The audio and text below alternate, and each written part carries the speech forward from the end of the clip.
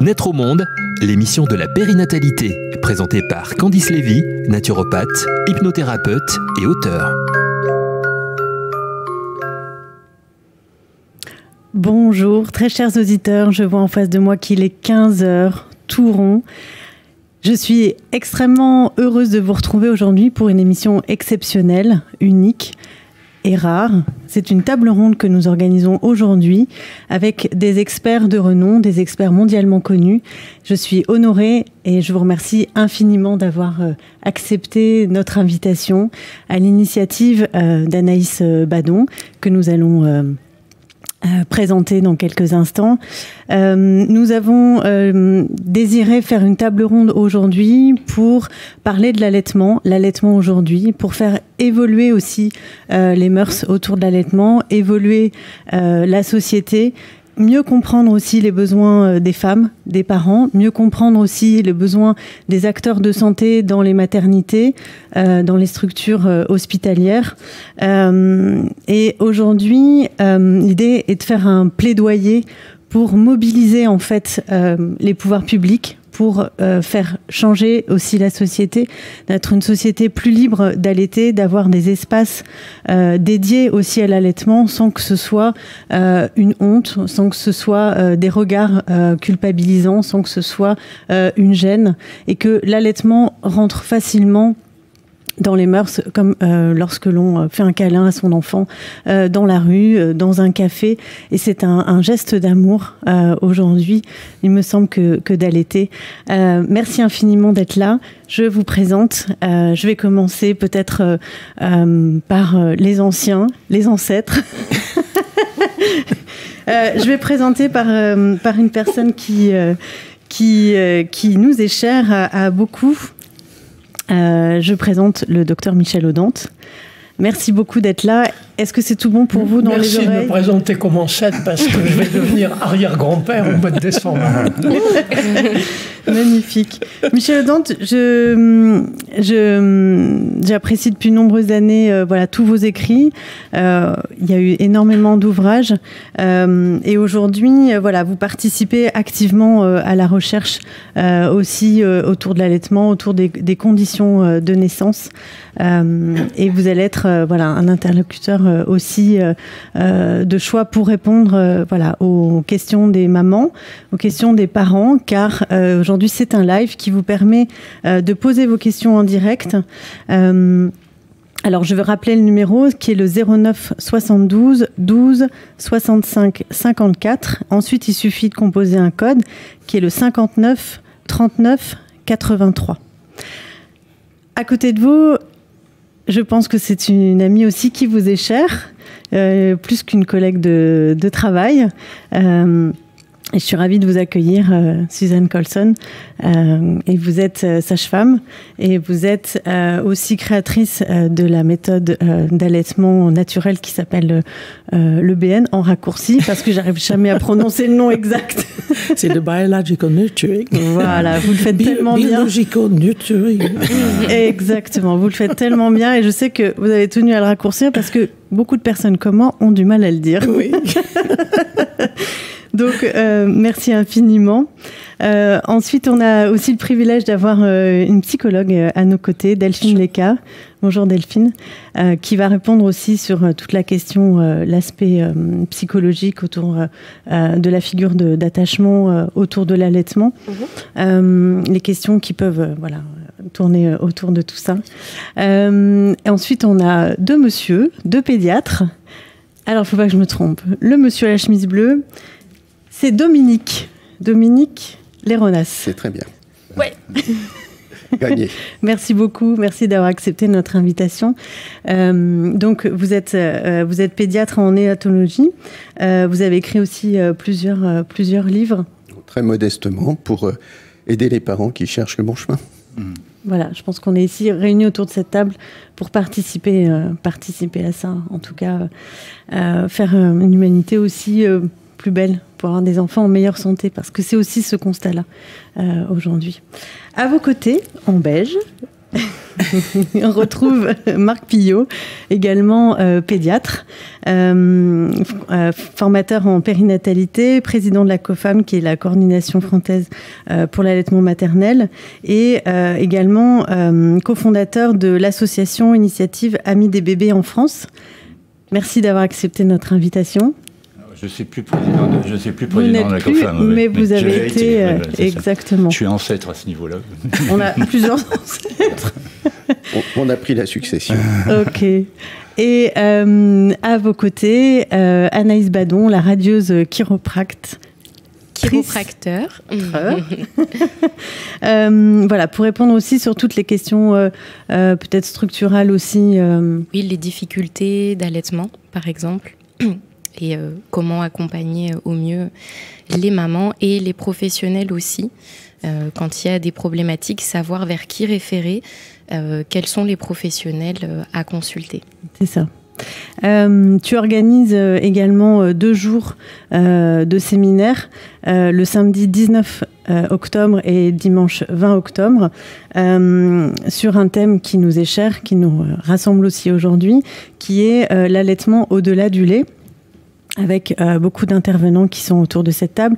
Vous l'avez co-organisé, Suzanne et toi. C'est l'idée de Suzanne, effectivement. Moi, j'organise la petite main, la petite abeille. C'est ça, la petite souris. Ouais. Non, c'est Anaïs qui fait tout le travail. Tu as les idées. En tout cas, voilà, cet événement est ouvert aussi à tous, aux professionnels également. Il me semble qu'il reste quelques places, mais il faut se dépêcher aussi. Cet événement est organisé à l'Holiday Inn de Paris, au Canal de la Villette. Il y a 9 conférences, des interactions, des partages aussi, avec Suzanne Colson ici présente, Michel Audante également, Delphine Léca et... Voilà, Marc Pillot aussi inaugurera ces 2 journées. Et puis on aura une table ronde avec des pédiatres, le docteur Dominique Léronas ici présent, docteur Suzanne Grasville, docteur Evelyne Mazurier et docteur Awari. Je ne sais plus, voilà. Je veux pas massacrer son nom. D'accord, il y a un autre nom que j'ai du mal à prononcer aussi. Merci. Exactement. Sur les recherches autour de l'ocytocine. L'ocytocine, c'est l'experte mondiale en ocytocine. Super. Donc, et parmi voilà, ces belles personnes, je serai là aussi pour parler nutrition et allaitement.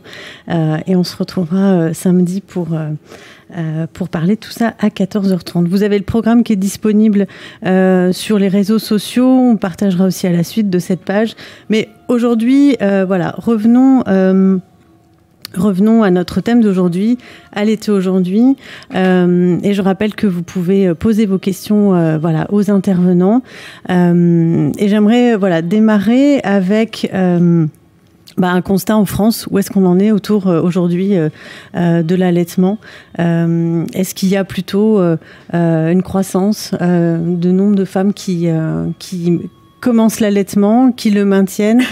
Comment ça se passe actuellement dans les maternités? Qu'est-ce qu'on peut observer? Est-ce que l'un d'entre vous a des réponses à ce sujet? Bon, je vais répondre peut-être. En effet, il y a eu, à l'époque où j'étais encore à la COFAM, il y avait déjà le programme de nutrition santé du ministère qui prévoyait de faire augmenter le taux d'allaitement en France jusqu'à 70%.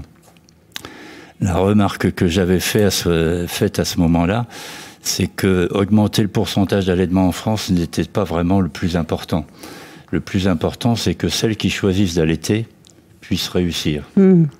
Parce qu'après, ce sont les mamans qui réussissent qui vont faire la publicité de l'allaitement. Toujours est-il que ce projet-là est resté sans qu'il puisse y avoir vraiment de soutien véritable et complet. Et en effet, on a augmenté notre pourcentage d'allaitement. Puis, au bout de 2 ans, ça a diminué. Et l'interprétation que je puisse en faire, c'est que dans l'esprit des professionnels, l'allaitement maternel est quand même quelque chose de bénéfique. Et maintenant, on ose le dire en tant que professionnel. Donc, on propose l'allaitement aux mères, aux futures mères. On peut même parfois insister dessus. Sauf qu'après la naissance, personne n'est vraiment là pour pouvoir les accompagner, voire donner des conseils qui sont à l'envers de la physiologie.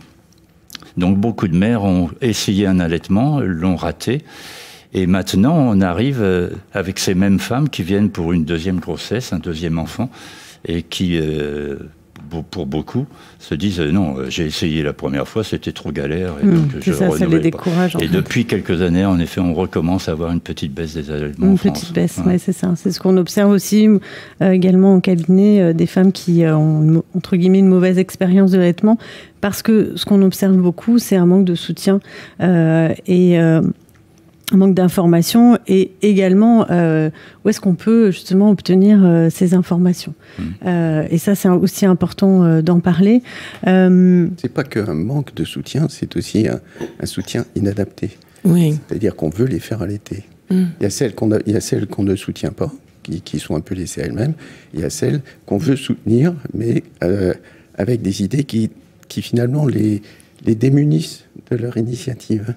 Voilà. Donc ça, je pense que c'est un point qui est très important, parce que on forme les équipes dans les maternités, on forme le personnel médical, paramédical, et ce personnel formé part avec son savoir pour faire allaiter les femmes.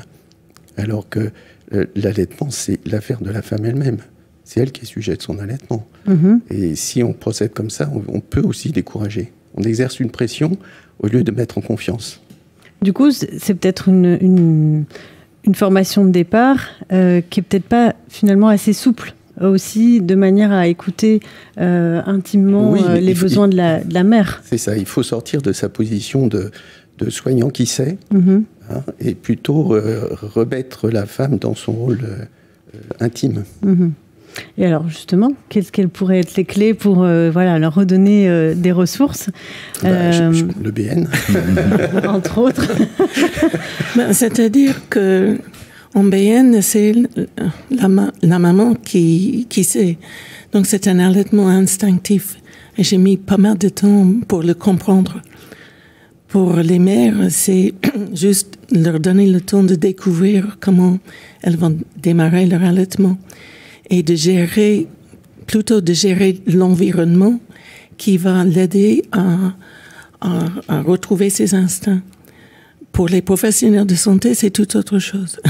C'est une véritable méthode d'observation de comportement inné chez la femme et chez le bébé. Donc, je pense qu'on a besoin d'orienter différemment nos soins à la maternité et de vraiment encourager les mères à garder le bébé à la bonne adresse, c'est-à-dire au sein, parce que les mères sont séparées de leur bébé pendant les premières 48 heures.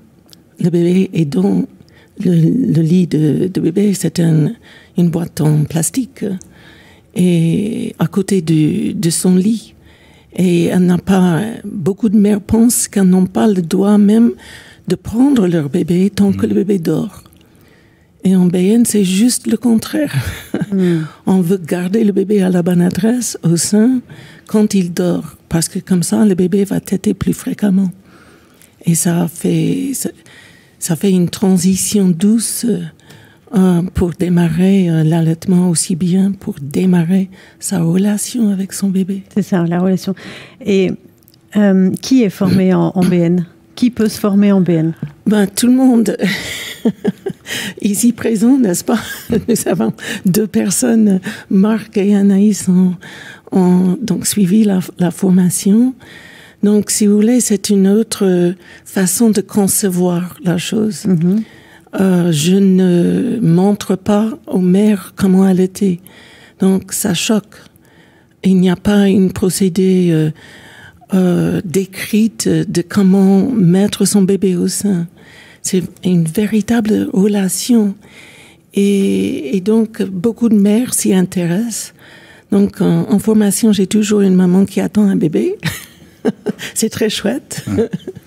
Et puis, c'est surtout les femmes, mais nous avons aussi des hommes. Je crois que j'ai formé peut-être une centaine de personnes maintenant en France. D'accord, mais est-ce que ce sont des acteurs de santé? Quels sont-ils justement? Ce sont des sages-femmes, des consultantes en lactation IBCLC, c'est beaucoup de puéricultrices, de pédiatres, de chiro. D'ailleurs, la semaine passée, j'étais à Fréjus et c'était presque tous étaient des chiros. Et donc, c'est très chouette. Finalement, c'est pas difficile l'allaitement, mais nos attitudes culturelles l'ont rendu très très difficile. Et donc, il faudrait adresser toutes ces croyances que nous avons, qui sont parfois fondées en partie, mais c'est pas toute l'histoire, n'est-ce pas?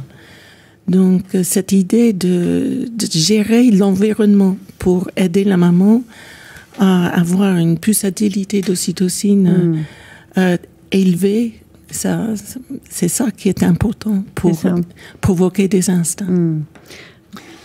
Initialement, depuis la nuit des temps, on a allaité. Donc justement, quelle pourrait être l'histoire de l'allaitement pour aujourd'hui arriver à ce constat qu'il y a une perte, justement, comme tu viens de le dire, de cet instinct à allaiter, à placer son enfant comme on le ressent, comme ce pourquoi finalement la mère et l'enfant sont faits aussi à cet instant-là.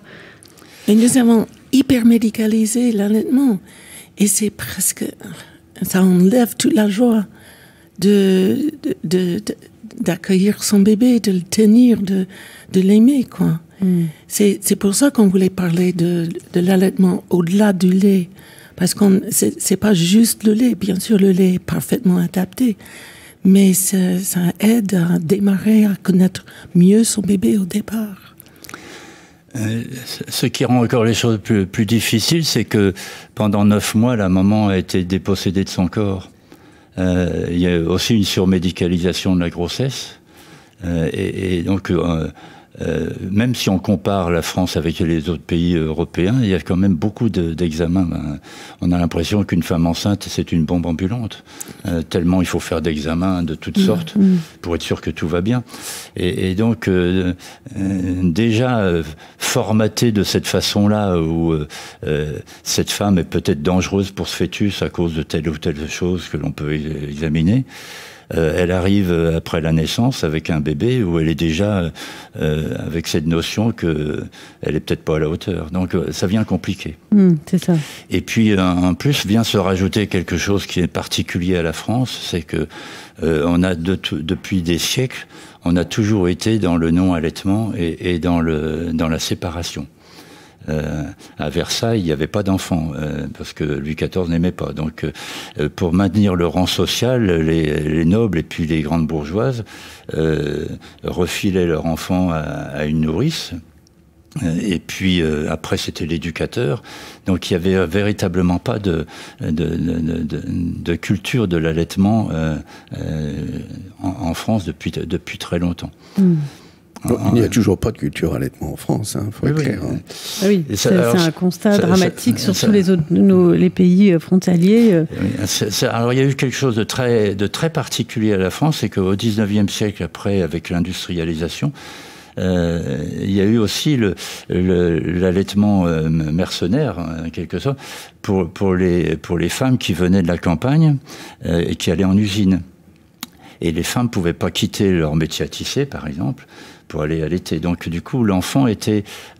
avant, c'était la femme qui venait de province, d'Alsace, du Massif central, un bécassine, en quelque sorte, pour aller en ville, pour nourrir les enfants des riches. Et puis après, au XIXe siècle, c'était les ouvrières qui envoyaient l'enfant à la campagne pour qu'il puisse être pris en charge par quelqu'un d'autre. Et dans tous ces éléments-là, autrefois, la femme qui partait pour aller en ville, elle abandonnait son enfant, et ça finissait souvent par la mort de l'enfant. Et puis pour les ouvrières, envoyer leur enfant à la campagne où il y avait beaucoup de maltraitance, c'était aussi, il y avait 70% des tout petits qui, avec les voyages, mouraient. Donc, l'allaitement, c'est donc quelque chose qui se trouve avec la mort. Alors, ce qui fait que dans beaucoup de pays européens, on a interdit l'allaitement mercenaire comme ça dès la moitié du 19e siècle. Alors qu'en France, on a continué jusqu'à la moitié du XXe siècle. Et ce qui fait qu'à la fin du XIXe siècle, il y a eu Pasteur qui a découvert les microbes, comment faire de l'hygiène et stériliser. Et donc, on est le seul pays au monde à avoir cette expérience de l'enfant que l'on cherche à faire allaiter par quelqu'un d'autre. Ça conduit à la mort. Par contre, à partir du moment où on a pu stériliser un peu le lait de vache, en plus, simultanément, il y a eu des garderies qui ont été faites pour les ouvrières.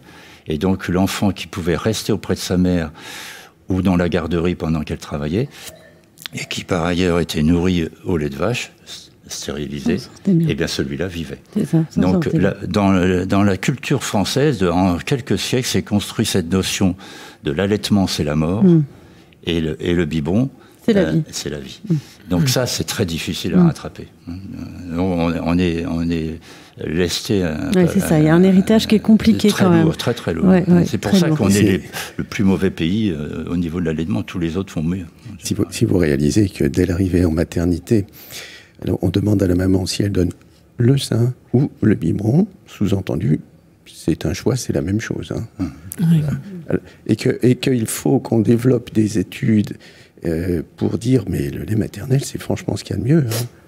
Oui, c'est pas logique. A-t-on vraiment besoin d'études pour dire que ce qu'a prévu la nature, c'est ce qu'il y a de mieux? Oui, c'est extraordinaire. En revanche, on a plutôt besoin d'avoir des études qui montrent la non-toxicité de certains laits infantiles. On est quand même, nous autres, dans le monde pédiatrique, ça fait quand même quelques décennies qu'on est envahis par les problèmes provoqués par le lait de vache, quand même. Ah oui, ça c'est intéressant d'en parler aussi, il me semble. Est-ce que vous pouvez détailler? Beaucoup de pathologies du petit nourrisson, régurgitation, troubles digestifs divers, plus beaucoup de pathologies du domaine allergique qui sont très très envahissantes, puisqu'à l'heure actuelle, il y a environ 15% des enfants qui sont asthmatiques ou gravement allergiques. Et on sait très bien que les protéines du lait de vache, même si on essaye de les modifier au maximum, parce que les laboratoires font beaucoup d'efforts, sont quand même d'une certaine façon mal tolérées. Et ce qui n'arrive évidemment pas avec l'allaitement. Ce qui arrive moins souvent, même s'il peut y avoir des cas exceptionnels, de transmission par le lait des mamans. Mais ça n'est quand même pas du tout ni dans les mêmes proportions, ni dans les mêmes gravités. De quelle manière est-ce que les pédiatres sont sollicités par les industriels du lait infantile? Le plus agréablement possible. Même si ça c'est. On a le droit de parler de ça sur cette radio. Ça a été beaucoup, d'accord. Ça a été beaucoup. Non, mais j'aurais même pas peur. Moi non plus, c'est pour ça que je pose cette question. Les gens qui démarchent pour les laboratoires me connaissent comme étant très, très distant et on se respecte très simplement. Non, Marc me contredira pas si je dis qu'on ne peut pas envisager une réunion d'une certaine ampleur sans avoir le secours financier de laboratoires. Et en pédiatrie, les laboratoires, c'est les fabricants de produits diététiques, pour ne pas dire lait, et les fabricants de vaccins. C'est les deux domaines industriels de la santé à gros budget.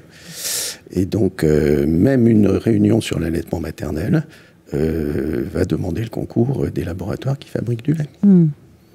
Et on est tenu par ça tant qu'on ne refuse pas de sortir du système.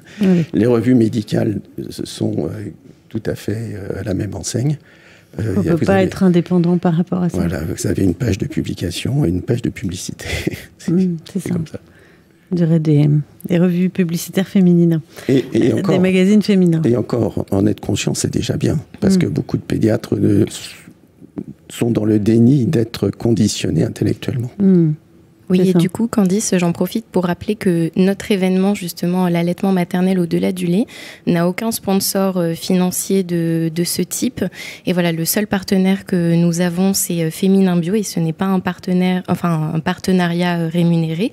Voilà, c'est juste un échange de bons procédés, et voilà, qui puisse mettre en avant notamment les interviews de nos intervenants principaux.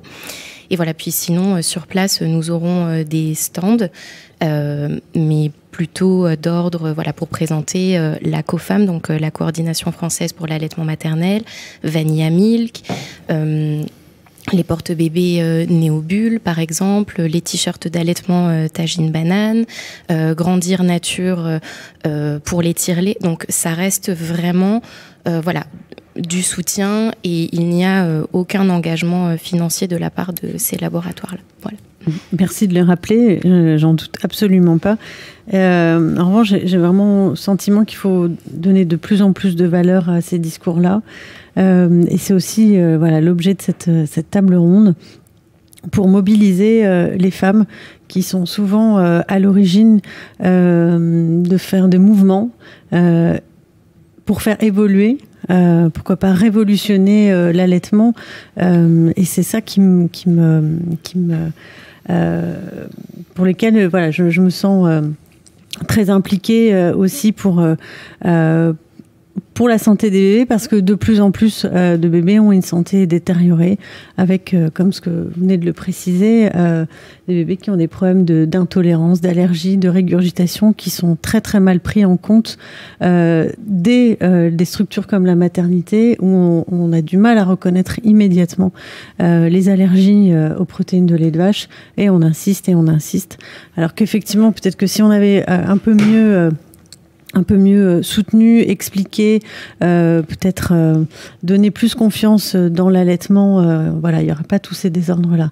Donc, quelque part, moi, j'ai une question qui me taraude, c'est quel est l'intérêt, au-delà de vendre des boîtes de lait, je veux dire, derrière ça, est-ce qu'on n'est pas en train véritablement de modifier l'humanité, génome humain? Moi, ça me questionne, et j'aimerais avoir l'avis de Michel Audante sur ce sujet.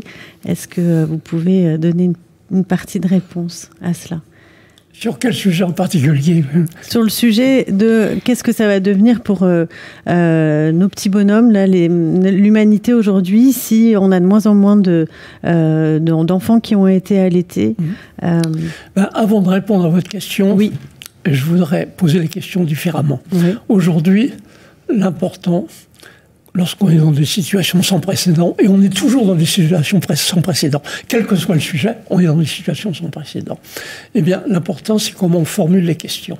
Et très souvent, au lieu de poser les questions directement, il faut toujours penser en amont. Et lorsqu'on parle d'allaitement, des difficultés d'allaitement, il faut aller en amont. Qu'est-ce que ça veut dire? Il faut constamment garder à l'esprit la continuité physiologique entre l'accouchement et l'allaitement. L'allaitement se prépare pendant l'accouchement. C'est ça qu'il faut avoir en tête. Et on peut l'expliquer, on n'a pas le temps d'entrer dans les détails, que l'ocytocine qui permet la contraction de l'utérus, qui est déjà en jeu pendant l'accouchement, elle va ensuite contracter des cellules spéciales du sein pour l'éjection du lait. Les endorphines qui permettent à la femme qui accouche de se protéger contre la douleur, c'est un déclencheur de libération de prolactine. Ça, eh bien, qu'il faut constamment garder à l'esprit, c'est cette continuité physiologique. L'accouchement prépare l'allaitement. Alors, aujourd'hui, qu'est-ce qui se passe? À l'échelle mondiale, les femmes n'accouchent plus. La plupart des femmes, à l'échelle mondiale, parce que les médicaments tels que l'ocytocine ne coûtent pas cher, à l'échelle mondiale, aujourd'hui, la plupart des femmes n'ont plus besoin de libérer leurs hormones naturelles. Elles les remplacent par des substituts pharmacologiques ou elles donnent naissance par césarienne. À l'échelle mondiale, les femmes n'accouchent plus. Quand on a compris, lorsqu'on a en tête, on ne pense à rien d'autre qu'à cette continuité physiologique entre l'accouchement et l'allaitement, on serait surpris que les allaitements soient faciles. Il faut s'attendre à ce qu'ils soient difficiles. À l'échelle mondiale, il n'y a pas de problème particulier. La France, ce qu'on entend ici, moi je l'ai entendu aux États-Unis, je l'ai entendu ailleurs, je l'ai entendu en Chine, etc. Et il faut il faut partir de là, il faut prendre en amont, il faut apprendre à poser les questions. Et souvent, il faut aller en amont. Je vais dire un petit secret que vous allez comprendre tout de suite en regardant ce livre que je publie dans 15 jours. The Future of Homo. L'avenir d'Homo. Oui. Eh bien, ce qui est important, c'est l'image. Facile à décrire, c'est un gros point d'interrogation en rouge. L'important aujourd'hui, c'est d'apprendre à poser les questions, à formuler les questions de façon nouvelle, puisque nous sommes dans une situation sans précédent. Les femmes n'accouchent plus, c'est nouveau. C'est nouveau, les femmes n'accouchent plus. On peut dire cela pour résumer. Eh bien, il faut poser des questions nouvelles. C'est pourquoi aujourd'hui, quel que soit le sujet, il faut apprendre à formuler les questions. Eh bien, lorsqu'on parle des difficultés d'allaitement, il faut aller en amont. Qu'est-ce qu'on peut faire pour que les femmes accouchent de nouveau? Elles n'accouchent plus. C'est ça la véritable question. Donc, faut pas c'est pas facile. C'est pas facile. On a toujours tendance à regarder les choses en face. Il ne faut pas toujours la regarder en face, il faut regarder ce qui se passe. J'entends bien cette prise de recul par rapport, là aussi, un constat, les conséquences. Il est évident que pendant la grossesse, la question de l'allaitement se pose vraiment très tardivement. Mais aussi, pour certaines, c'est une évidence d'accoucher dans une maternité type 3 avec, voilà... Oui, pendant la grossesse, de toute façon, c'est très difficile de parler d'allaitement. J'ai appris par l'expérience que lorsqu'on parle d'allaitement pendant la grossesse, après la naissance du bébé, les femmes ont retenu tous les sujets qu'on a abordés, sauf ce qu'on a dit à propos de l'allaitement, parce que c'est trop loin dans le temps. Donc l'important, c'est pas tellement d'en parler avant, l'important, c'est plutôt de se demander quoi faire pour que, dans l'avenir, certaines femmes puissent encore accoucher, mettre en jeu leur propre système hormonal, au lieu d'utiliser des médications qui remplacent... Reprenons à la source. Ou bien des accouchements par voie chirurgicale, comme les césariennes, etc. C'est ça, le véritable... Ce serait extrêmement étonnant que l'allaitement soit facile dans un monde où les femmes n'accouchent pas. Ce serait extrêmement étonnant. Il y a quand même quelques lueurs d'espoir, parce qu'il y a quand même... Comment ? Je dis il y a quelques lueurs d'espoir, parce qu'il y a quand même de plus en plus de femmes qui essayent d'échapper à la mainmise médicale, enfin pas totalement, et qui face à l'accompagnement médical, sans le repousser complètement, demandent un parcours le plus naturel possible. Oui, ça y a, la demande est là. Mais ce qui reste, c'est l'incompréhension culturelle de la physiologie de l'accouchement. C'est ça le véritable question. Une incompréhension culturelle dont on peut expliquer les racines. Et bon, il y a 10 000 ans que l'accouchement est socialisé, depuis la domestication de l'être humain qui va avec la domestication des plantes, des animaux, la révolution néolithique, etc. Et de plus en plus d'interférences culturelles. Et puis aujourd'hui, bien sûr, l'interférence culturelle, c'est compliqué avec la masculinisation, la médicalisation, etc. Mais ce qu'il y a aujourd'hui, et ce qu'il faut prendre en premier, c'est que l'une des raisons pour lesquelles il y a une incompréhension culturelle de la physiologie de l'accouchement, en particulier dans les groupes qui font la promotion de l'accouchement naturel, c'est là que c'est le plus mal compris. Eh bien, l'une des raisons, c'est que, là encore, on part de questions qui ne sont pas les meilleures. Aujourd'hui, ouvrez des traités pour sages-femmes, ouvrez des livres sur la physiologie de l'accouchement. Quel est le point de départ? Comment expliquer que l'accouchement est difficile dans l'espèce humaine?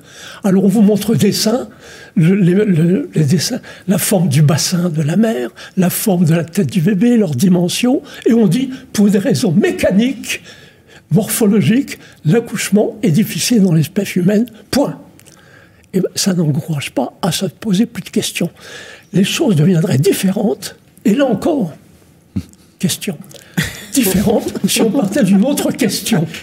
Pourquoi, occasionnellement, des femmes qui n'ont rien de particulier sur un plan morphologique et mécanique accouchent en 2 coups de cuillère à peau, très vite, facilement, n'ont pas besoin de médicaments? C'est ça la question qu'il faut poser. Il faut changer de question. Et alors, quand on parle de là, et lorsqu'on s'intègre, on intègre ce que nous apprend la neurophysiologie actuelle, lorsqu'on comprend le concept d'inhibition néocorticale, qui est en train de devenir une clé clé pour comprendre la nature humaine en général et certains processus physiologiques en particulier. Comment l'activité du cerveau qui pense, le cerveau si développé dans l'espèce humaine, peut inhiber des fonctions physiologiques. Pourquoi votre sens de l'odorat est plus fort si vous avez bu un verre de vin? C'est parce que le sens de l'odorat est inhibé par l'activité du cerveau qui pense, du néocortex, le nouveau cerveau, celui qui est innové chez l'espèce humaine, dans l'espèce humaine uniquement. Alors, si on repart de cette question-là, on remet en cause toute notre compréhension de la physiologie de l'accouchement, y compris le vocabulaire. Quand on remet en cause la façon de penser, il faut d'abord remettre en cause le vocabulaire. On comprend à ce moment-là que tout ce qu'on peut faire, c'est protéger le processus involontaire d'accouchement. Jusqu'ici, on voulait l'aider, le contrôler, l'assister, l'accompagner, etc. Non. Si on pense comme le physiologiste moderne, tout ce qu'on peut faire, c'est le protéger contre ce qui peut le gêner. Et ce qui peut gêner, c'est toutes les stimulations néocorticales. Langage, il y a pire des choses, c'est de parler à une femme au travail. Lumière, surtout les lumières avec LED maintenant, celles qui on est exposées, qui ont une action très forte sur le néocortex, en particulier la libération de mélatonine, l'hormone de l'obscurité, qui est en train de devenir une hormone clé de l'accouchement. Puis toute situation qui attire l'attention. La femme qui se sent observée, ça stimule son néocortex. La femme qui voit quelque chose qui l'inquiète. Donc aujourd'hui, il faut complètement remettre en cause la compréhension de la physiologie de l'accouchement, changer de façon de penser, pas chercher à aider, mais introduire comme mot-clé protection de la fœtus involontaire. C'est là qu'il faut aller. Le reste suivra, y compris l'initiation de l'allaitement. Moi, ce serait très étonnant si on ne remet pas en cause la physiologie de l'accouchement, ce qui serait très difficile. Accepter des mots comme protéger, au lieu d'aider et accompagner, ça va être très difficile, c'est très long. Mais si on accepte de faire cela, le reste suivra. L'allaitement, ça suivra. Ça vient après. Il faut toujours prendre les sujets en amont. Mais il faut apprendre des questions. À poser des questions. Voilà la raison d'être du livre que je publie dans World Scientific, c'est-à-dire un éditeur scientifique. Et justement, les femmes s'en posent des questions peut-être trop à ce moment-là, parce que j'ai assisté à une de vos conférences qui dit que finalement on n'a pas besoin d'assister à des cours de préparation à l'accouchement. Elles savent naturellement... Pour accoucher, il faut cesser de penser. Voilà, c'est ça. Donc pour le coup, il faut plus poser de questions. Le défi qui consiste à consommer des fruits de l'arbre de la connaissance, vous voyez, dans ce livre, ce best-seller qui a été publié il y a des millénaires, personne n'a remarqué que c'est sur la même page qu'on dit que les femmes sont condamnées à avoir des accouchements difficiles. C'est sur la même page. Ils avaient compris l'inhibition néocorticale. Mais il ne faut pas le dire comme ça. Voilà où nous en sommes. Apprendre à poser des questions et souvent aller en amont. Avoir des études non pas pluridisciplinaires, mais interdisciplinaires. Ne pas être spécialisé. Souvent, je me présente comme un étudiant interdisciplinaire en nature humaine. Et quand on parle de l'allaitement, voilà ce qu'il faut. Il faut relier cette question-là avec beaucoup d'autres questions. Donc l'idée, c'est de débrancher le cerveau à ce moment-là. Il faut débrancher le cerveau. Voilà. C'est une bonne expression, débrancher le cerveau. Débrancher le cerveau. Moi, je dis couper la tête, mais on m'a dit que c'est pas très élégant. Moi, je pense qu'il faut arriver à divulguer le concept d'inhibition néocorticale. Le faire connaître, le faire comprendre. C'est une clé pour... C'est pas seulement l'allaitement, hein. C'est pas seulement l'accouchement, je veux dire. C'est l'odorat, par exemple. Tiens, les pédiatres, ils connaissent bien nos réflexes archaïques. Ce qu'on appelle les réflexes archaïques, c'est-à-dire des réflexes qu'ils observent chez le nouveau-né, mais qui vont disparaître par inhibition néocorticale, c'est-à-dire pour un certain degré de développement du cerveau. Le nouveau-né qui a des tas de réflexes, y compris natatoires, il sait nager, le nouveau-né humain. Oui. Il cessera de savoir nager après quelques mois du fait de l'inhibition néocorticale. Le cerveau qui pense va se développer. Il faut comprendre que ça, c'est la clé pour comprendre la physiologie de l'accouchement. Et la clé pour comprendre une fille de l'allaitement, c'est de comprendre l'accouchement. Il y a une continuité physiologique. Il faut toujours aller en amont. Ouais. Delphine, qu'est-ce que tu observes, toi, des femmes que tu accompagnes pendant leur grossesse, qui se posent justement beaucoup de questions? Comment est-ce que, avec un accompagnement en psychothérapie, est-ce que tu peux aider, en tout cas toi et ta profession, vous pouvez justement aider à ce sujet-là? Alors nous, on n'a pas tant de demandes que ça. de femmes qui commencent à s'interroger déjà pendant la grossesse sur des difficultés d'allaitement. Il y a quelques personnes qui viennent avec ce projet-là, mais qui généralement vont davantage voir des consultantes en lactation, vont se renseigner auprès des maternités. Et généralement, le peu de femmes que nous recevons, nous, en cabinet, en tout cas, pour mon expérience personnelle, ce sont des personnes qui ont un passif un petit peu compliqué, ou un héritage un petit peu difficile et qui ont cette peur de l'allaitement, mais pour des raisons annexes, quoi. D'accord. Et pendant leur grossesse, justement, pour faire le lien avec ce que vient de dire Michel, comment est-ce que tu peux accompagner pour débrancher ce cerveau ? Oula. Ça, c'est compliqué. Ça, c'est compliqué. Je pense que... Parce qu'en psychothérapie, au contraire, on y va, quoi. On pose des questions, il faut... on se remet en question, justement. C'est des thérapies quand même assez analytiques. Alors après, ça dépend de l'orientation de chacun. Moi, je ne sais pas vraiment mon orientation. Donc, moi, je suis plutôt d'orientation attachementiste. D'accord. Si on peut dire, voilà. Donc, je suis pas vraiment dans ce créneau-là.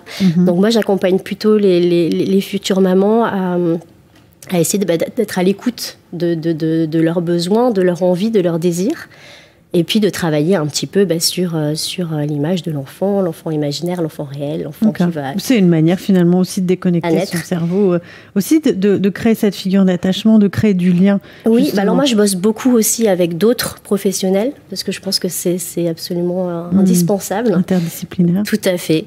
Et donc je bosse beaucoup avec Anaïs, donc en chiropraxie. Je propose beaucoup aux mamans de se tourner un petit peu vers des techniques de méditation, de pleine conscience, la sophrologie, du yoga, enfin plein de choses qui peuvent justement accompagner ce processus de grossesse et de débrancher un petit peu le cerveau, ce qui n'est pas forcément accompagné de cette façon-là dans les maternités, pour la plupart, où je vois beaucoup de femmes qui ressortent complètement perturbées, voire décontenancées après le rendez-vous avec l'anesthésiste. C'est souvent le rendez-vous le plus compliqué. Voilà, des femmes qui ont un projet d'allaitement naturel, qui ont réfléchi, qui en ont parlé avec souvent une obstétricienne qui était très à l'écoute, et puis elles arrivent devant l'anesthésiste. Et souvent, là, c'est le drame. Et il y a énormément de confrontation à la réalité aussi par rapport à la réalité. Qu'est-ce qui ressort ? Mais oui, pourquoi avoir un rendez-vous avec c'est obligatoire. Non, mais le rendez-vous dans les maternités avec l'anesthésiste est obligatoire. Mais qu'est-ce qu'il a dit, l'anesthésiste ? Alors, les anesthésistes sont souvent très alarmistes sur tous les risques potentiels. Explique souvent aux femmes qui ne souhaitent pas de péridurale que oui, c'est ce qu'elles veulent, mais bon, au final, vous craquerez. Elles craqueront. Donc, il n'y a aucun accompagnement vraiment du désir de la femme. Et puis, tous les risques qui sont mis en avant, notamment pour les femmes qui ont eu une césarienne d'urgence pour une première grossesse et qui ont désir d'accoucher naturel pour la seconde. Et ça, c'est pas du tout accompagné non plus. C'est ça. À la limite, il faudrait un psychologue à ce moment-là, ce rendez-vous aussi pour... On va retirer le pas du tout, mais pas beaucoup. Pas beaucoup. Voilà. Parce que je peux témoigner qu'il y a quand même des endroits où ces gens-là peuvent être entendus. Ces demandes de femmes peuvent être reçues. Mais c'est vrai que c'est pas commode. La péridurale a tellement été présentée comme un progrès, s'affranchir des douleurs de l'enfantement, que maintenant ce sont les hommes qui ne comprennent pas pourquoi une femme ne veut pas de péridurale. C'est ça, c'est souvent la façon dont... Il faut quand même qu'elle soit un peu bizarre. Dont les anesthésistes le formulent. Donc effectivement, ça peut donner lieu à une certaine forme de maltraitance institutionnelle. Tout à fait. À propos de péridurale et d'allaitement, il y a beaucoup de sujets d'activité humaine, d'activité médicale, qui ne peuvent pas être étudiés par la méthode en or qu'est l'étude randomisée contrôlée, mais il y a une exception. C'est les liens entre les péridurales et l'allaitement. Et il y a une étude qui est d'une grande valeur, qui a été publiée en 2005 dans Anesthesiology, c'est-à-dire dans un journal pour anesthésistes, pas pédiatrie. Les chercheurs ont profité d'une situation particulière pour étudier les effets des péridurales sur l'allaitement maternel, sur l'initiation, la qualité et la durée de l'allaitement. Ils ont profité d'une situation qui est le moment où on a changé de méthode de péridurale.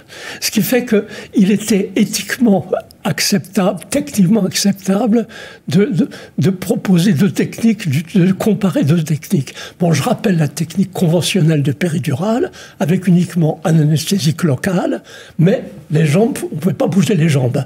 Donc c'était gênant, on a cherché autre chose. On a cherché, on a trouvé, on a introduit dans l'espace péridural du fentanyl, c'est-à-dire un opiacé synthétique, très peu d'anesthésique locale, etc. Les femmes pouvaient bouger les jambes. Il y a une période de transition où les deux techniques étaient acceptables. Ce qui fait qu'à Mount Sinai Hospital à New York, ils ont profité, ça c'est l'imagination des épidémiologistes, il faut remarquer cela, quand on fait une étude qui apparemment était presque impossible, a priori on ne peut pas dire à 10 000 femmes, vous n'avez pas le droit à la péridurale, et on ne peut pas dire à 10 000 femmes, vous allez accoucher sur péridurale, c'est pas possible a priori. Mais ils ont profité de cette situation. Et ils ont pu comparer deux méthodes de péridurale. Alors, je peux tout de suite vous dire, le résultat, c'est public, c'est facile à trouver, mais ça n'a pas été remarqué parce que ça n'a pas été publié dans les journaux de pédiatrie ou d'obstétrique. Eh bien, la conclusion, c'est que la technique moderne de péridurale, celle qui utilise le fentanyl, c'est-à-dire... purement antalgique. C'est-à-dire un opiacé synthétique, c'est ça, perturbe beaucoup plus l'initiation, la qualité et la durée de l'allaitement que la méthode conventionnelle. Ça ne veut pas dire que la méthode conventionnelle ne perturbe pas. Mais mais quand on compare les deux méthodes, celle qui perturbe le plus, c'est celle-là.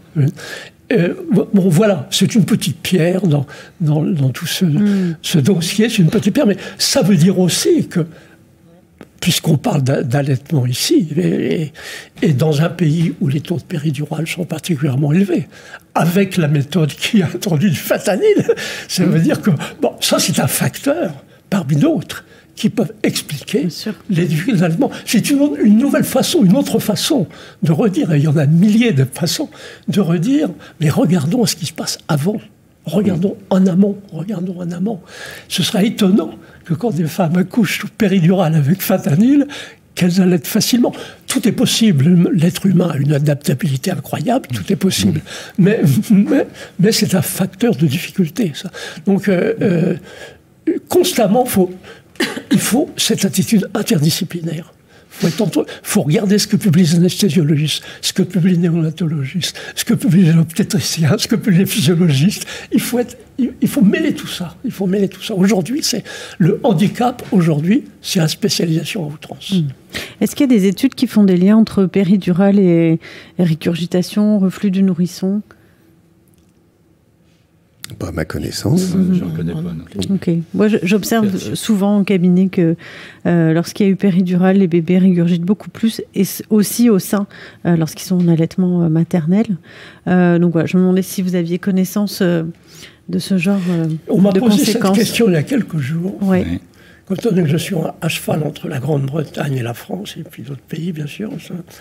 Et ce qui me frappe, c'est qu'en France, souvent j'ai entendu poser cette question. Et jamais en Grande-Bretagne. Alors, est-ce parce qu'il n'y a plus de péridurale en France qu'en Grande-Bretagne ? Oui. C'est peut-être une réponse indirecte, insuffisante. Est-ce que vous connaissez le taux de péridurale en Angleterre, par exemple ? Il est plus bas. Plus bas ? Il est plus bas. Aujourd'hui, on a un taux de péridurale en France à 80%. En France, je crois qu'il est à peu près 80%. Oui, plus de 80, oui. Oui, c'est ça. Et de césarienne ? 30, 20 ? C'est relativement bas en France. C'est 24. 24% de césarienne. 24-25. Oui. C'est relativement bas en France par rapport à la Grande-Bretagne où c'est 28-29 et par rapport à l'Allemagne où c'est 32%. L'Allemagne, le pays où il y a beaucoup plus de naissances à la maison, où il y a une centaine de maisons de naissance, à des taux de césarienne bien plus élevés qu'en France, où il n'y a pas de naissance à la maison, presque pas, et pas de maison de naissance. Une façon de dire, c'est pas simple. Et puis à peu près 80% de césariennes au Brésil, par exemple. Donc ça rejoint votre propos tout à l'heure. Au Mexique, au Chili, etc. Puis en Chine. En Chine aussi. L'énorme Chine a des taux césariennes supérieurs à... Mais ce que je voulais rajouter, c'est que dans un pays où on est aussi dans la maîtrise de la nature, on est issu de Descartes. Donc regardez les jardins à la française, il n'y a pas une feuille qui dépasse, etc. Donc il y a toujours ce besoin de maîtriser les choses. Donc on se retrouve avec, en effet, l'accouchement absolument maîtrisé, et on le maîtrise avec la tête. Domination de la nature. Et domination de la nature, alors que finalement, on pourrait peut-être dire, vous avez donné votre accord si c'est le bon terme, on pourrait parler d'un accouchement qui finalement est quelque chose de réflexe. On pourrait... moi j'ai introduit en 1987, le réflexe d'éjection, dans un journal qui s'appelle Birth aux États-Unis, j'ai introduit le concept de fetus ejection reflex, réflexe d'éjection du fœtus. C'est-à-dire que, alors pour moi, c'est un vocabulaire important parce que c'est une bonne façon de souligner les liens entre les différents épisodes de la vie de reproduction. C'est-à-dire que dans mon vocabulaire, il y a réflexe d'éjection du fœtus, réflexe d'éjection du lait, réflexe d'éjection du sperme. Quel que soit l'épisode de la vie de reproduction que l'on considère, il y a toujours les mêmes scénarios qui se reproduisent. Il y a toujours une première phase relativement passive, il y a toujours à la fin une phase active qui est un réflexe d'éjection. Il y a toujours les mêmes scénarios et il y a même toujours aussi les mêmes freins. L'adrénaline, enfin les catécholamines, les hormones d'urgence en cas de... lorsqu'on est en danger, inhibent tout ce qui touche à la reproduction. Quand on est en danger, c'est pas le moment. C'est pas le moment, on se crée de l'adrénaline. Eh bien, on interrompt tout ce qui est lié à la reproduction. On peut pas faire l'amour pendant un tremblement de terre. Et puis, l'expérience a été faite. Une vache peut pas éjecter de lait si on lui met un chat sur le dos parce qu'elle aime pas ça. Donc, le mot, vous avez raison, le mot réflexe, il me semble convenir. Et d'ailleurs, je l'ai introduit. Je l'ai introduit en 1987. Pour prolonger les travaux de... Niles Newton. Dis-moi. Niles Newton. Exactement. C'est rigolo parce que je la connaissais bien, puis son nom ne me revient plus. Oui, je sais. Newton, c'est ça. Qui avait étudié dans les années 60 les effets de l'environnement sur l'accouchement chez les souris. Niles Newton. Elle s'intéressait aux mammifères non humains, aux souris en particulier, ce qu'elle pouvait étudier, ce qu'elle avait. Et alors, ce qui m'avait frappé à l'époque, c'est qu'elle parlait de réflexe d'éjection du fœtus. Et ça m'avait beaucoup intéressé, parce que j'avais l'impression que dans certaines situations exceptionnelles dans notre monde, mais qui sont possibles, occasionnellement, certaines femmes qui sont pas, à qui on ne parle pas, qui sont dans la pénombre, qui ont bien chaud, qui se sentent pas observées, peuvent avoir soudain un véritable réflexe d'éjection du fœtus, c'est-à-dire une série irrésistible de contractions extrêmement efficaces, et le bébé est né. Donc j'ai introduit le concept du réflexe d'éjection du fœtus à propos de l'être humain. Et dans ce numéro de Birth, ce journal américain qui s'appelle Birth, Niles Newton a complété mon article par un article où elle se réjouissait que j'ai sauvé de l'oubli ce concept de réflexe d'éjection du fœtus, et que je l'ai appliqué aussi à l'espèce humaine. Donc vous voyez, quand vous introduisez le mot réflexe, vous m'obligez à parler un peu trop peut-être. J'ai plusieurs fois observé cette situation chez les femmes qui accouchent chez elles involontairement, entre guillemets. Oui. C'est-à-dire qu'en fait, voilà, elles sont toutes programmées pour un accouchement suivi à la maternité. Elles accouchent chez elles tranquillement, 2 temps, 3 mouvements, parfois d'un bébé gros même pour elles. Et ça se passe très vite et très bien. Comme pour se protéger un peu de la médicalisation. Elles y échappent plus ou moins consciemment. Pour les gens de ma génération, il y a un épisode qui était relativement plus fréquent au milieu du XXe siècle. Je dois dire, entre parenthèses, que j'ai commencé à être impliqué dans l'accouchement en 1953, quand j'étais externe chez M. Suzor à l'hôpital Boussicou-Sala. Donc je m'intéressais déjà à cela il y a un bon petit moment. Mais à l'époque, il y avait une situation qui était assez intéressante, qui est de moins en moins fréquente aujourd'hui.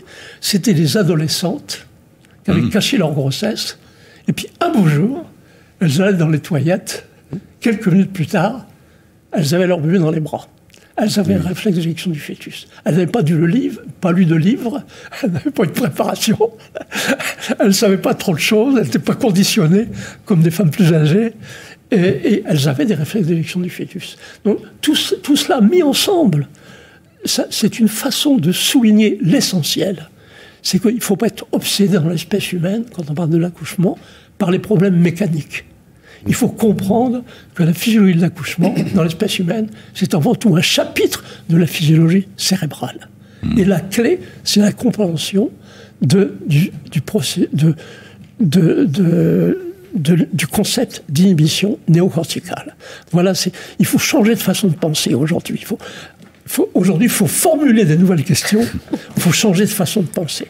Toutes les femmes ne sont pas égales quand on parle de débrancher le cerveau, parce qu'on en a parlé tout à l'heure. Et c'est vrai qu'on observe, nous, dans le quotidien des femmes qu'on rencontre en maternité, que les femmes qui sont, par profession ou par nature personnelle, très investies dans les efforts de compréhension, et je pense en particulier aux enseignantes, qui, par nature personnelle, se sont dirigées vers un métier où l'on cherche à comprendre. Et ces femmes-là sont très difficiles à débrancher, parce qu'elles se posent 50 000 questions.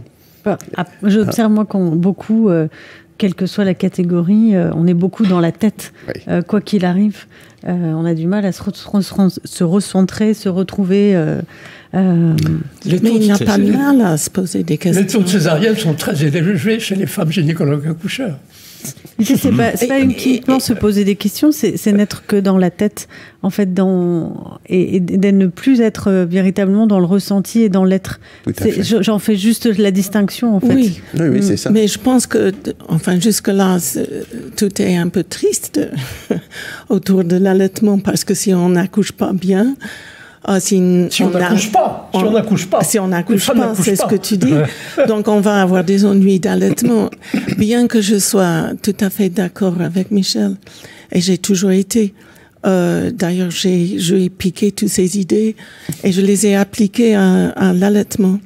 Donc, moi, je pense que même aujourd'hui, si on n'accouche pas, comme il dit, qu'on peut rattraper.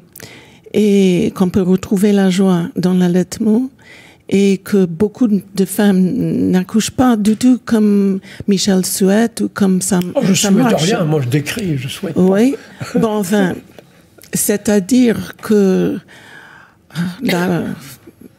ce n'est pas aussi pessimiste que cela. Je pense qu'on peut rattraper, et que c'est cela le rôle de la professionnelle de santé. C'est de vraiment observer peut-être où elle en est, la maman et son bébé, dans la pulsatilité d'ocytocine. J'appelle ça l'observation de la complexion hormonale. Et même si elle n'accouche pas, entre guillemets, comme Michel dit, elles peuvent retrouver, n'est-ce pas, une circulation hormonale favorable à l'allaitement. Et elles peuvent très bien réussir leur allaitement. Et c'est à nous d'organiser et de la protéger. C'est là où je suis entièrement d'accord avec Michel, que c'est nous qui doivent protéger la maman, ou bien contre trop de visites, trop de lumière, trop de questions.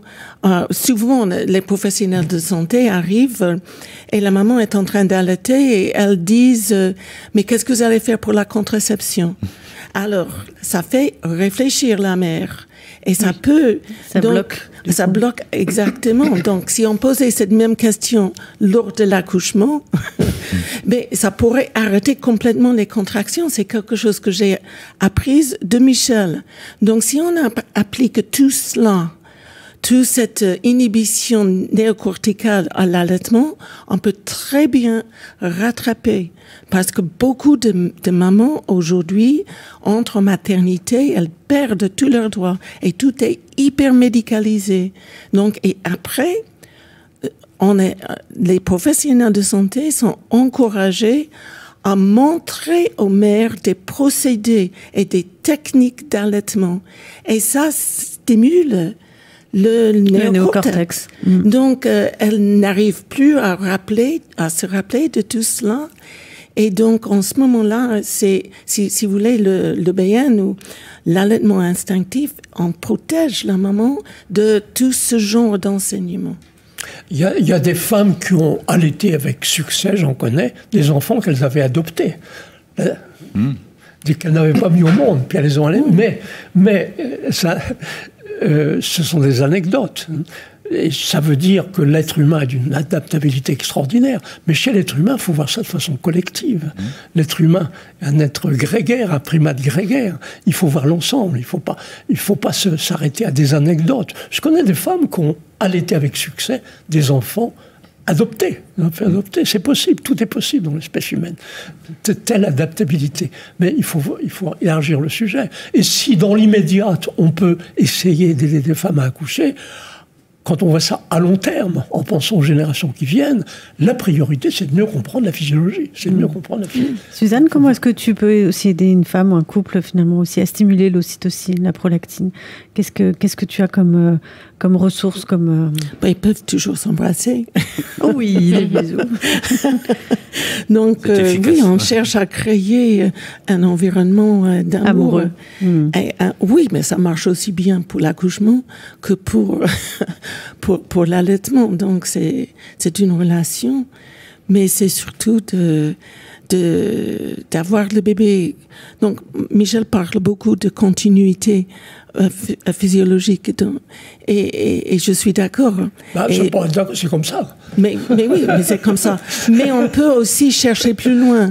C'est-à-dire qu'il y a des points de continuité. Et en BN, 5 des 6 composants BN sont basés sur la continuité de la gestation pour le bébé. Par exemple, la position que bébé, la direction, la position, l'orientation du bébé dans le ventre de sa maman. S'il reprend cette même orientation, il va sans doute prendre le sein spontanément de lui-même. Mais ce que nous faisons dans notre enseignement, nous forçons le bébé à adopter une position transversale. Qu'il n'a sans doute jamais connue. Dans le ventre. Donc, si vous voulez, ça rend le démarrage de l'allaitement plus difficile. Ça, c'est un point de continuité. Un autre point de continuité, uniquement pour le bébé, c'est qu'il passe 3/4 de sa journée endormi dans le ventre. Et ce sommeil, c'est un sommeil indéterminé.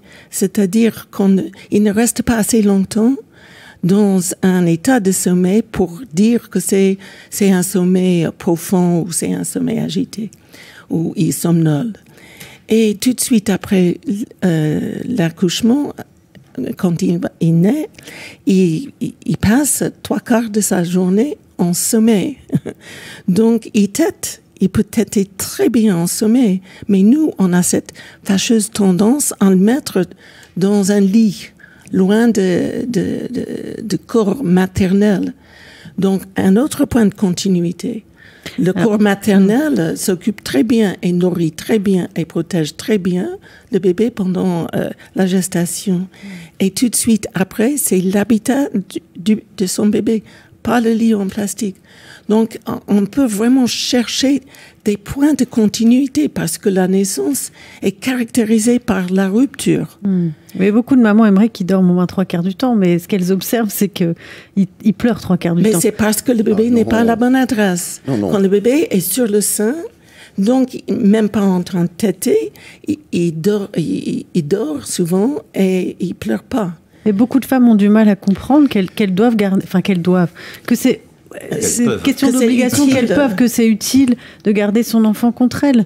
Parce qu'il y a aussi un discours extrêmement culpabilisant de la part de l'équipe soignante, qui est souvent pas forcément formée, en tout cas pas pour la majorité, et qui va encore, pourtant les choses ont quand même évolué, je pense, ces dernières années, mais mettre en avant les risques du cododo, mettre en avant... Oui.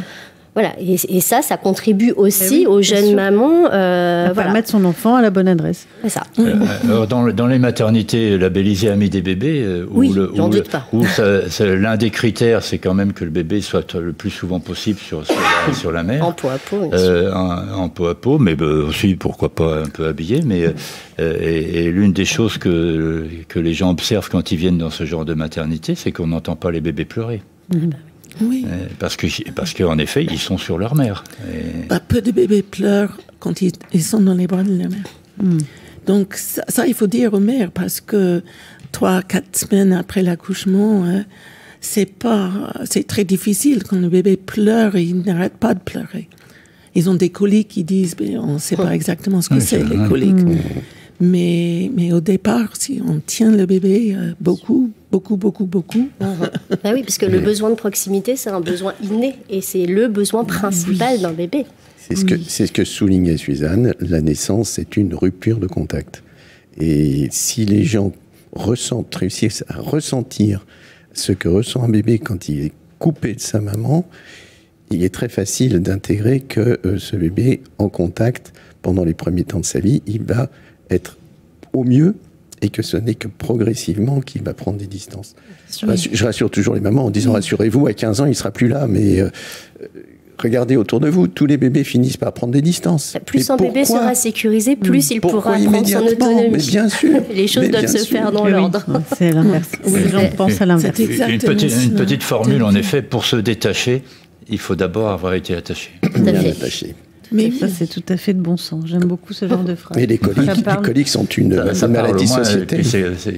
On ne prend pas beaucoup de temps à le dire, et puis voilà, ça imprègne. J'avais entendu lors d'une conférence, Michel, par rapport à la place du père aussi, par rapport à l'allaitement, que le père sécrète aussi une odeur particulière dans le creux, dans la clavicule, qui ressemble à celle du lait maternel. Est-ce que...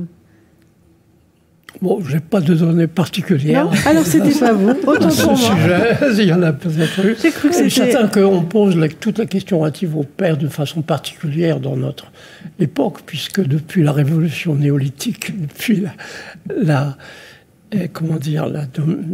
l'organisation de l'accouplement, etc., la notion de paternité s'est transformée. Avant, c'était assez flou, la notion de paternité. Oui, on n'était même pas sûr que ce soit le bon père. Et puis, on en est arrivé à la famille nucléaire, etc. Donc, on est à une époque où on pose beaucoup de questions sur le père, forcément, puisque la famille type, aujourd'hui, elle est réduite souvent à la famille nucléaire quand elle n'est pas encore plus petite que ça. Donc, on pose des questions nouvelles, c'est ça. Alors, est-ce que l'allaitement, c'est uniquement une histoire de femmes ? Uniquement une affaire de mère-enfant. T'es d'accord pour dire que non. Je me permets de faire remarquer qu'il y a ici 2 pédiatres qui sont des hommes, alors qu'à l'heure actuelle, les pédiatres sont à 85% des femmes. Bon, c'est donc qu'il y a des hommes qui s'impliquent. Oui. Mais ça n'empêche l'implication, mais je parle juste... Chez les mammifères en général, pourquoi sommes-nous appelés mammifères ? C'est qu'il y a une relation particulière entre la mère et le bébé dans cette période. C'est ça. Et où sont les mâles mammifères à ce moment-là ? Comment ? Où sont les mâles mammifères ? Ils soutiennent la mère. Ils soutiennent la mère. C'est leur fonction. Ils protègent. Voilà, mais c'est juste ce que j'avais envie de vous entendre dire. Moi, j'aurais jamais pu allaiter sans mon mari. Mais il m'accompagnait. Moi, je me souviens, une fois en la maternité, on voulait me prendre mon bébé la nuit. J'ai dit non et j'étais très bouleversée. Et ils insistaient. Et alors, mon mari a commencé à faire la valise. Ah oui, on s'en va. Alors la sage-femme lui dit, mais qu'est-ce que vous faites ? Elle dit, mais on s'en va parce que elle garde son bébé avec elle. Alors la sage-femme paniquée me dit, oh bon, d'accord, elle peut garder son bébé. Je vais demander au médecin comme s'il savait si j'étais capable. Donc elle est revenue, elle m'a dit, mais vous êtes privée de somnifères. On n'avait pas besoin. Incroyable. Donc, mais ça commence là, parce que mon mari pouvait s'exprimer, il pouvait dire tout ce que je ressentais. Et moi, je ne faisais que pleurer ou d'être bouleversée dans tout ça. Moi, je pouvais m'occuper de mon bébé, de notre bébé, et puis même de tout le monde. La belle famille ne voulait pas que je tienne le bébé, ne voulait pas que j'allaite, même chez moi, dans mon salon.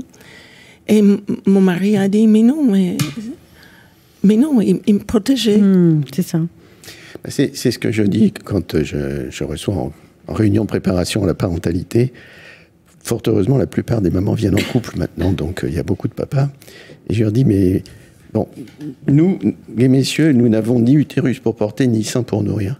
Mais notre mission, c'est de permettre à la mère de réaliser ce qu'elle est capable de réaliser avec son corps.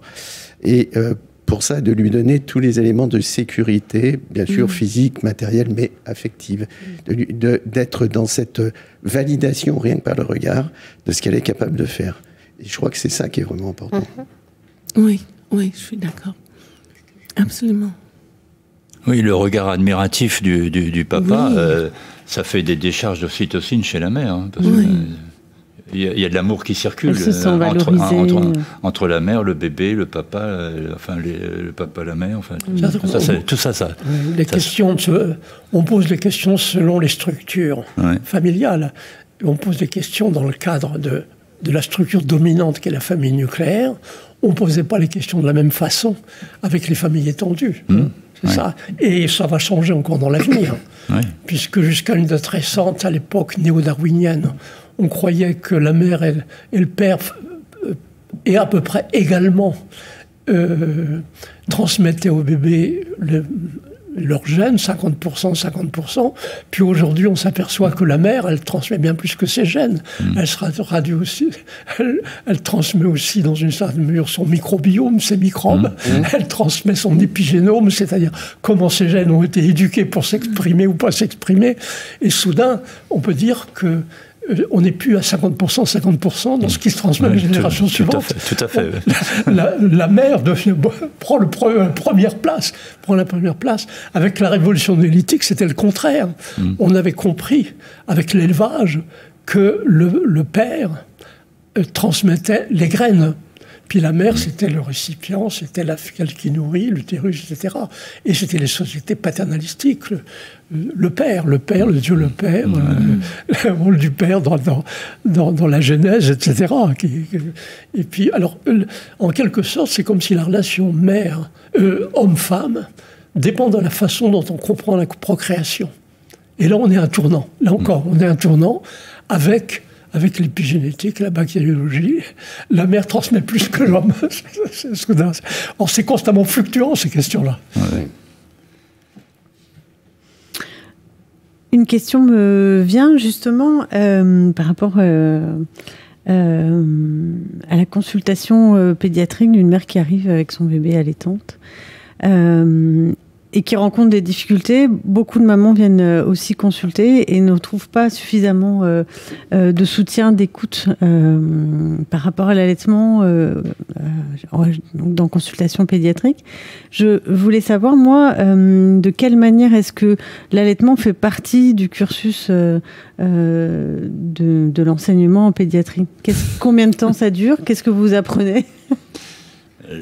Là, ça va peut-être effrayer un peu parce que déjà, en médecine, on a à peu près 1 heure de cours sur l'allaitement, sur 7 ans d'études. Et l'essentiel est la comparaison entre la composition du lait de femme et la composition du lait de vache. Donc avec ça, lait de vache, même pas lait infantile.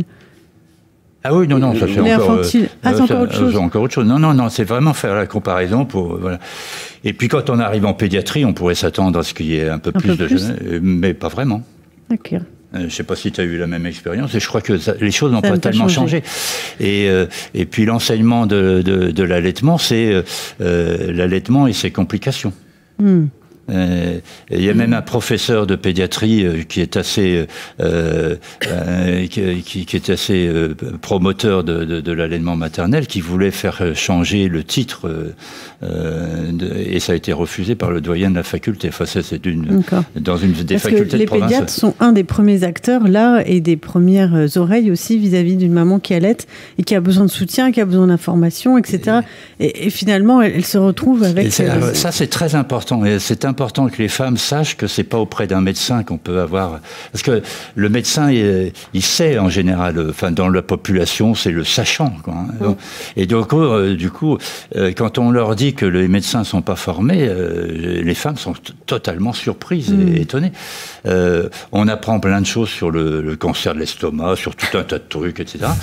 Par contre, le cancer de l'estomac, on va pas en rencontrer très souvent dans le bébé. Par contre, j'avais fait un peu le calcul, 800 000 naissances en France, à peu près pas loin de 70% d'allaitement. Ça vous fait entre à peu près 580 000 mamans chaque année qui vont aller dans les 8 jours après la naissance dans un cabinet de médecin et qui allaitent. Or, elles se retrouvent avec un médecin qui ne sait pas ce que c'est que l'allaitement. Voilà. Sauf si, en effet, il a fait par curiosité... Par une démarche personnelle. Par une démarche personnelle. s'est formé, commence à mieux connaître la physiologie, etc. Donc, non, c'est très délicat. Pour aller tout à fait dans le même sens, et effectivement, c'est effrayant. Dans nos études, quand on parle de l'allaitement, on ne parle pas d'allaitement. On parle du lait maternel. Éventuellement. En pédiatrie, on peut avoir des cours sur le lait maternel. Ça fait partie du chapitre nutrition du bébé, donc les bienfaits du lait maternel.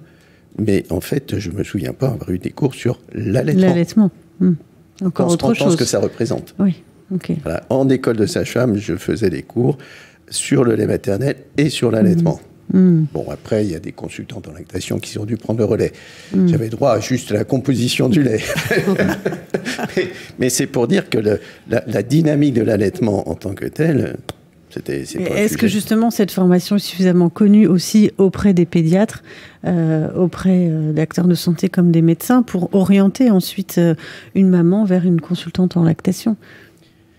Oui, mais il faut qu'ils connaissent déjà que ça existe, une consultante en lactation. Et puis, il faut reconnaître que l'on ne sait pas. Et c'est pas forcément... alors, faut pas généraliser, il faut pas non plus diaboliser les médecins, mais il y a des médecins qui peuvent avoir du mal à accepter qu'ils ne sachent pas. Et il faut apprendre l'un des éléments fondamentaux de la pratique de la médecine, c'est de savoir où sont nos limites. Et on sait bien qu'à partir de là, c'est peut-être bien de passer la main. Et de quelle manière? Est-ce qu'on pouvait faire rentrer justement des notions beaucoup plus importantes, beaucoup plus larges d'allaitement dans le cursus de pédiatrie? Alors, passer la main pour une pathologie, c'est assez simple. Ça fait partie un peu du raisonnement de beaucoup de médecins. Mais passer la main pour quelque chose qui est naturel. Alors, que tout le monde connaît, alors que on est un peu perdu, parce que comme disait Michel Audin, on est dans une société qui a perdu un peu les repères. Donc, il y avait un truc qui m'avait frappé, c'était le professeur Soulet, un pédopsychiatre de l'Institut de Puériculture, qui, à propos de l'allaitement, soulignait que l'humanité était dans une expérimentation totalement inédite depuis un siècle, c'est-à-dire de nourrir des millions et des centaines de millions de bébés avec du lait qui n'était pas le lait maternel. Et on ne sait pas ce que ça donne. Donc on se lance dans une exploration complètement. Donc d'ici 2-3 siècles, on se posera la question, comme Saint-Michel, mais qu'est-ce qu'il y avait donc avant, quoi? Qu'est-ce qui s'est passé? Ah, ils allaitaient, dis donc. C'est fou, ça. Il y avait du lait qui sortait des seins des femmes. Pour le médecin en cabinet qui est confronté à des problèmes d'allaitement, c'est vrai que j'ai une interne qui m'a contacté dernièrement pour faire sa thèse sur que savent les généralistes de l'allaitement et comment réagissent-ils face à un problème d'allaitement. C'est tout à fait intéressant. Il y a un travail en réseau qui est à structurer et à encourager. Pour le coup, les réseaux périnataux planchent là-dessus pour mettre les médecins justement en connexion avec les gens qui savent accompagner un allaitement. les sages-femmes libérales, les consultantes en lactation. Et puis, autre vrai problème, c'est que pour la plupart des médecins, l'allaitement, c'est bien d'avoir essayé, madame. C'est dur, ça marche pas. Bah, mettez-le au biberon. C'est pareil. Et ça c'est un discours qui est terrible. Ah oui. Alors, repositivons un peu, comme avait fait Suzanne tout à l'heure, les projets du programme national nutrition santé ont introduit pour la première fois le souci de former les professionnels. Alors, former les professionnels en commençant par les maternités. Parce que quand on arrive dans le cabinet du médecin, les jeux sont déjà en grande partie déjà faits. Par contre, en maternité, avoir un accompagnement véritable, ça peut être intéressant. Et c'était quelque chose qui était demandé depuis très longtemps. Et pour la première fois, en effet, il y a le souci d'y réfléchir. Donc, ça peut prendre forme. Ça peut prendre forme de cette manière-là. Mais tout compte, quel enseignement faire, c'est ça aussi le problème. Donc, faites par une consultante en lactation, formée à l'ABN, ça serait encore mieux. Ça serait déjà ça. Le plan national nutrition santé 4e du nom, qui vient de sortir, a introduit plusieurs éléments très positifs en faveur de l'allaitement. Maintenant, il faut qu'on passe à l'acte. Ok. Toutes les sages-femmes sont formées à l'allaitement ou ça fait partie d'une option Je pense non, toutes les sages-femmes sont formées à l'allaitement. Le problème, c'est comment elles sont formées. Parce qu'elles sont formées dans une perspective santé publique, c'est-à-dire qu'il y a des techniques et procédés et les sages-femmes apprennent ces techniques et procédés. Donc aujourd'hui, on a toutes les femmes qui allaitent exactement de la même façon. On reste dans un cadre. Oui. Quoi. Et d'ailleurs, c'est justement, on en parlait à midi, que souvent, c'est quand on allaite, on utilise une motricité croisée. C'est-à-dire qu'on tient son sein avec... c'est croisé. Je ne sais pas comment dire. De l'opposé, oui. De l'opposé. Pourtant, la plupart des mères, pour démarrer l'allaitement, vont tenir le sein du même côté. Et donc, ça bloque tous les instincts. Parce que nous sommes des êtres vivants qui ont une motricité croisée. Donc, on n'a jamais tenu en compte tout cela. Toutes les femmes apprennent à allaiter en mettant une pression sur le dos du bébé. Et donc, c'est un appui dorsal pour garder le bébé contre soi. Oui, contre soi. Et donc, en ce moment-là, non seulement ça déclenche des réflexes qui amènent le bébé loin, donc le bébé peut lutter contre le sein et ne pas le prendre, mais c'est inconfortable parce que souvent, elle a le poignet complètement de travers et avec le poids du bébé qui pèse beaucoup. Donc, si vous voulez, les procédés, les techniques sont à remettre en question complètement. Les femmes ne sont pas confortables, pourtant, pour démarrer son allaitement, il faut 1 heure, 2 heures, 3 heures, 4 heures de contact physique étroit. Et qui peut faire ça en vertical sans vraiment un support. C'est ça. Donc, si vous voulez, toutes les sages-femmes sont formées en allaitement, mais moi, ça fait depuis les années 80, quand j'ai appris comment allaiter, parce que j'avais déjà allaité avant d'être formée comme sage-femme en allaitement. Mais j'aurais jamais pu allaiter comme ça. C'est trop difficile. Il y a trop de règles, trop de techniques qui peuvent avec Marc, on parlait, qu'est-ce que c'était cette observation qu'il fallait que les mères regardent si le bébé avait la langue en gouttière, en forme de gouttière. Mais qui veut faire ça, hein? Et peu importe si le bébé a la langue en forme de gouttière. J'aimais bien cette discussion qu'on a eue à midi avant de venir ici, parce que Suzanne avait une image absolument extraordinaire. Elle ne va pas oser le dire, alors je ne vais pas le dire à sa place. C'est comme si on disait à un adolescent comment mettre la langue pour embrasser sa copine. C'est sûr que les choses viennent comme ça, spontanément. De temps à autre, c'est même parfois un peu maladroit, mais c'est normal que ça soit maladroit, parce que l'humain est aussi dans la recherche, dans le tâtonnement, et c'est comme ça qu'il progresse. Les choses ne sont pas forcément génétiquement programmées. On a aussi cette adaptation en fonction de la situation où on se trouve. Et puis, donc voilà. Mais c'est vrai que mettre l'accent sur et c'est décrit dans tous les bouquins. Quand on observe un bébé prendre le sein, il a la tête en arrière, il tire la langue en gouttière, et puis, enfin voilà, il y a tout un système. Donc cette maman, elle va être concentrée sur tout ce que fait le bébé, donc elle va faire travailler son cortex. Et puis finalement, tout est bloqué. Donc en BN, on fait tout autre chose. C'est-à-dire qu'on ne montre pas à la mère. Elle pose des questions, mais c'est pas qu'on répond pas, mais elle a la réponse aux questions en elle. C'est ça. Donc on peut toujours écouter et puis savoir ce qu'elle en pense. Et tout d'un coup, elle se rend compte qu'elle sait. Elle sait mieux que personne. Elle connaît son bébé mieux que personne. On la laisse dans une position d'experte. Voilà. Mais oui, c'est elle l'experte.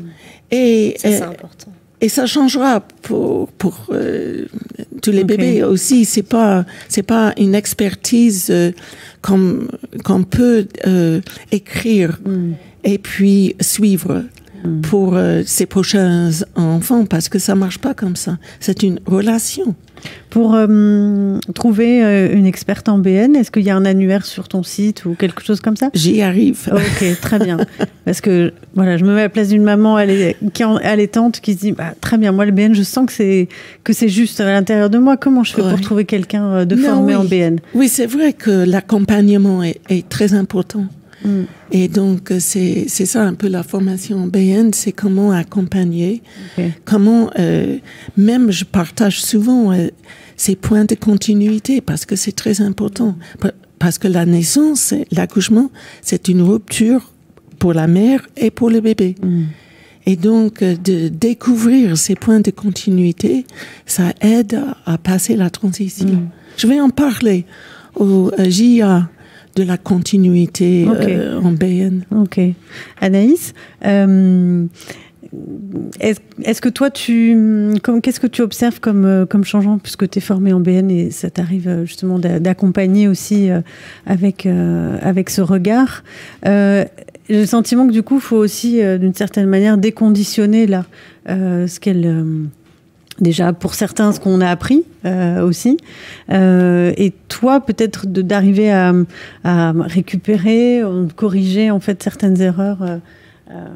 Alors c'est vrai que moi, ça m'a fait me remettre en question, effectivement, ta formation, Suzanne, mais pas seulement par rapport à l'allaitement, mais plus sur mon rôle en tant que professionnelle.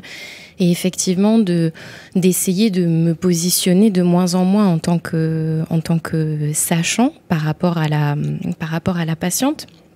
Alors déjà, nous, en tant que chiropracteurs, on a une vision du corps qui est ce corps qui est capable de s'autoréguler, de se gérer par lui-même. Et nous, on est des facilitateurs, c'est-à-dire qu'on va repérer un blocage éventuel qui fait que le système nerveux ne peut pas fonctionner de manière optimale et le corps se retrouve un petit peu dans une impasse. Donc on va chercher en fait à libérer ces blocages et faire en sorte que il n'y ait pas d'interférence, que le corps puisse à nouveau fonctionner. Donc ça, c'est déjà une démarche que l'on a d'être aussi pas mal en tant qu'observateur, parce que moi, le plus souvent, je dis à mes patients, voilà, je sais que vous êtes venus pour un souci d'épaule, je comprends bien, mais moi, j'ai observé des blocages. Là, on est venu les travailler.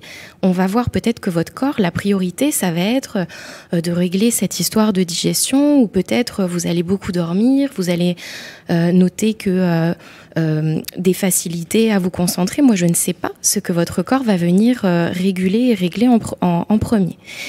Et ça m'a beaucoup servi, cette approche BN, par rapport à l'allaitement, pour essayer de m'éloigner de justement ces procédés parce que moi-même, ça me mettait dans un cerveau logique et de base, j'avais du mal aussi à retenir un peu des listes et penser, bon bah voilà, il faut que la mère soit installée dans telle position, il faut que le bébé soit à tant de degrés et puis il faut que sa tête soit comme ça. Moi déjà, je comprenais pas, j'avais du mal à retenir et quelque part, ça m'a rassurée quand j'ai fait ta formation. Je me dis bon, c'est bon, il y a plein de choses que j'ai pas à retenir. Donc moi, vraiment me libérer en tant que thérapeute de cette liste de choses à penser et à vérifier, mais aussi faire en sorte que la mère se rende compte que son corps est merveilleux, déjà de base, que tous les êtres humains, on a un corps qui est quand même incroyablement bien fait, et encore plus celui de la femme, bien évidemment, et on en a parlé par rapport à toutes ces choses que l'on arrive à faire, la maternité, l'enfantement, la naissance, et c'est vrai que j'essaye d'accompagner avec cette vision. Alors moi, mon rôle, ce n'est pas du tout de jouer à la consultante en lactation. J'essaye vraiment de donner le contact. Alors, il y a plusieurs consultantes en BN avec qui je travaille parce que souvent en consultation, je n'ai pas le temps et puis on a déjà beaucoup parlé avec la maman. Puis moi, je m'assure de vérifier que le bébé et la maman n'aient pas des tensions, que la tête puisse bien tourner des deux côtés. Donc, on a déjà beaucoup de choses à faire. Et moi, ce que je veux, c'est qu'elle puisse avoir une autre écoute, un autre soutien. Et bon, je pense que ce qui est ressorti là aujourd'hui de cette émission, c'est vraiment ce travail en réseau et savoir en fait à qui référer. Voilà, vraiment pour se dire, bon, je pense que cette professionnelle, cette consultante en lactation saura écouter, saura accompagner cette maman parce qu'il faut vraiment tout un village pour accompagner une mère qui allaite. Et je me rends compte aussi quand on fait des goûters d'allaitement au cabinet avec toi, Suzanne, que les mamans veulent plus partir après, qu'elles sont tellement contentes d'être avec nous parce que parfois, juste de pouvoir parler, de pouvoir écouter les autres, partager des expériences, déjà ça fait beaucoup parce qu'en fait on réfléchit pas. Puis nous les filles, on a quand même besoin de quand il y a un souci, on veut pas forcément la solution, ce qu'on veut c'est pouvoir se décharger, pouvoir parler. Et donc il y a plein de choses, enfin moi ça a remis beaucoup de choses en question, ton approche du BN, Suzanne. Merci. En quelques mots, on pourrait dire que c'est effectivement quand on est professionnel de santé de travailler en réseau avec des gens qui sont, on va dire, correctement formés aussi. Et puis même, j'ai envie de faire un appel là aux jeunes pédiatres qui arrivent dans les nouvelles structures, de peut-être d'aller ouvrir un peu plus, d'élargir un petit peu plus les consciences.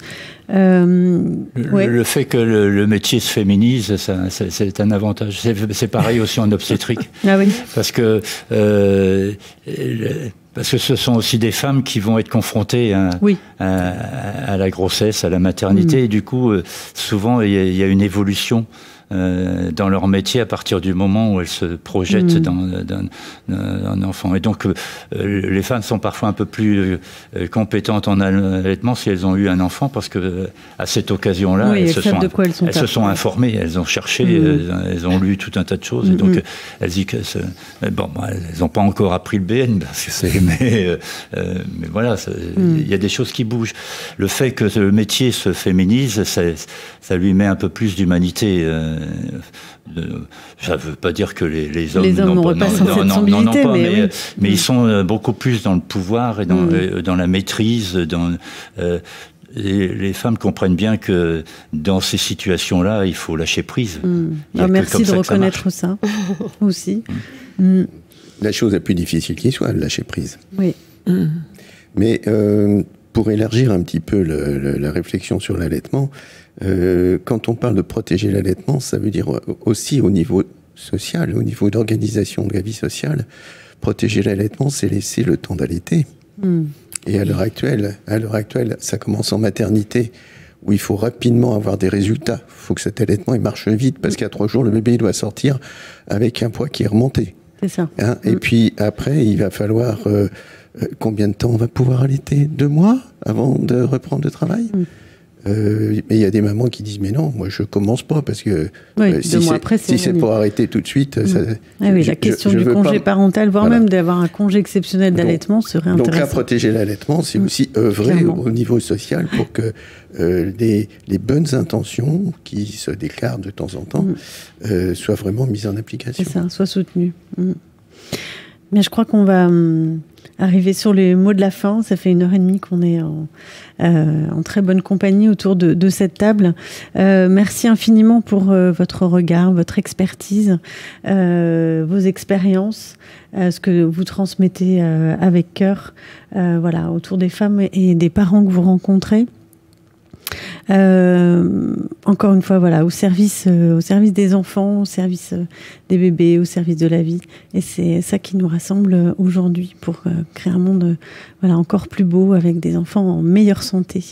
Merci infiniment pour votre participation et n'hésitez pas à retrouver les informations de nos différents intervenants sur la page de Radio Médecine Douce et puis venir nous rencontrer aussi aux 2 journées de l'allaitement maternel au-delà du lait de 19 et 20 octobre et de nous retrouver en chair et en os afin d'échanger et de faire changer tout ça ensemble. C'est ça qui est important.